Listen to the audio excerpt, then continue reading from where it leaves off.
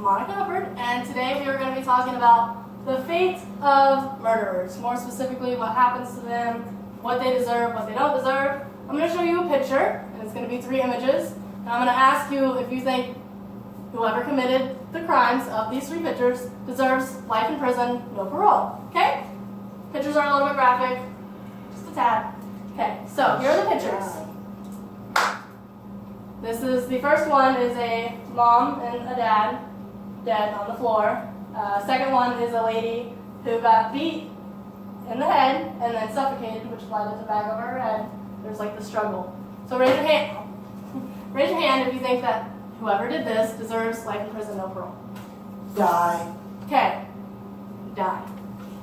Let's tell you the stories about what happened.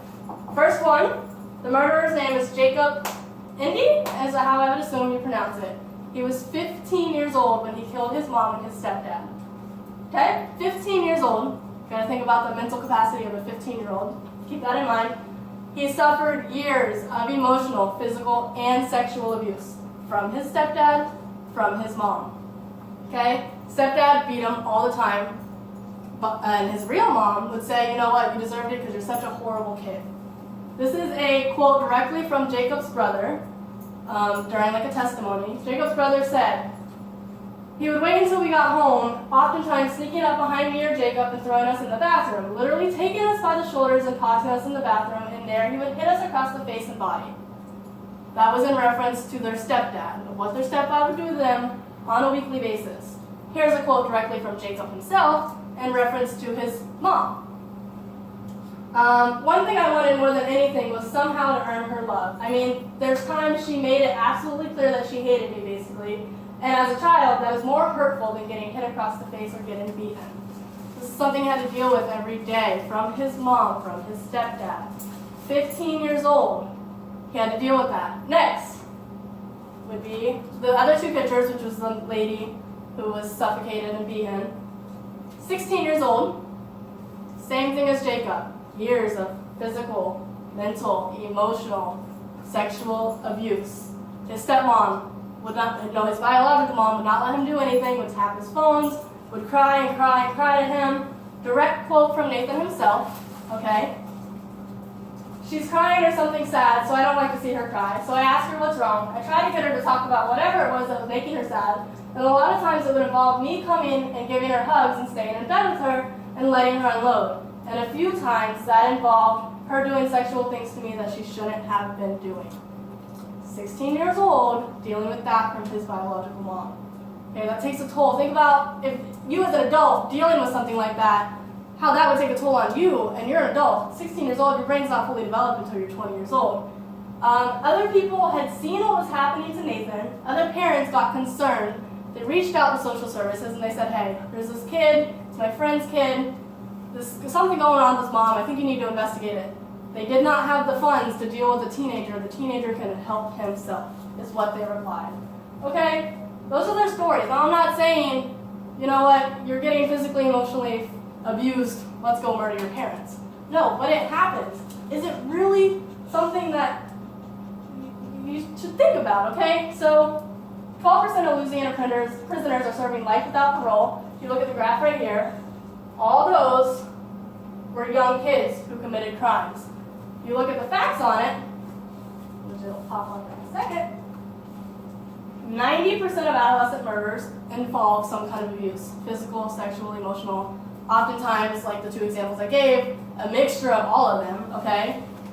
At least 2,225 adolescents are in prison for murder for life without parole. 59% of them, it was their first time offense. Never done anything in their life. Never, okay? 59%. So why did they do it? How can we help them?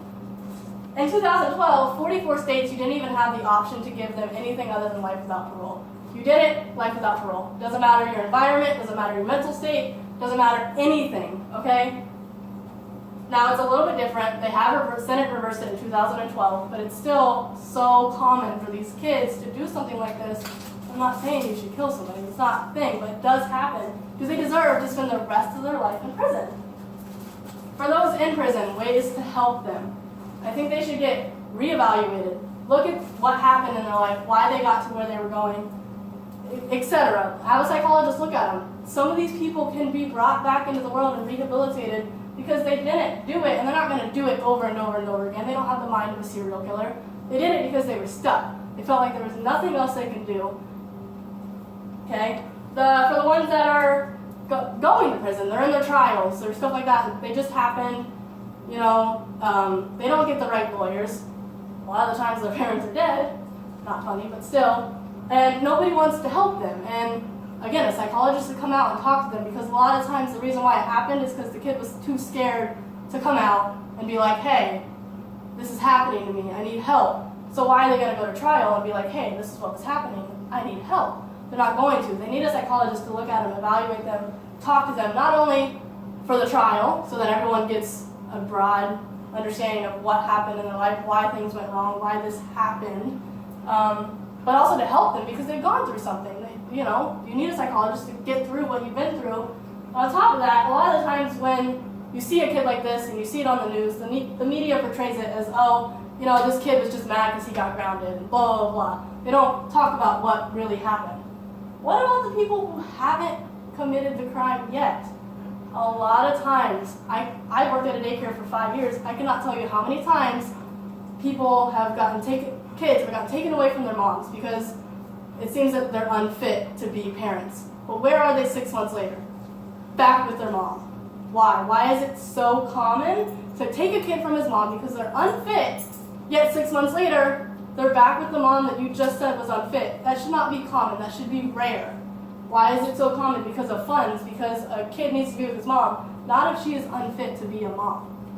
That's how this happens. When you take a kid, you take it from her mom, you give them back. You take it from her mom, you give them back, and 10 years later they kill their mom. Whose fault is that? When we didn't do our job as society. You know, I've seen kids who had cigarette burns all over their body, got taken away from their mom because they had cigarette burns all over their body. 6 months later, back with their mom. Why? Why is that so common? Everyone thinks you need to be with your mom, but you don't. Not if you're in an unsafe situation. This kind of stuff happens. So, my last question again. Raise your hand if you think the people who committed this crime deserve to be in life without parole for the rest of their life. Okay. The end. I do. You know, Nope, you didn't. kids go through No, stop. It's still going.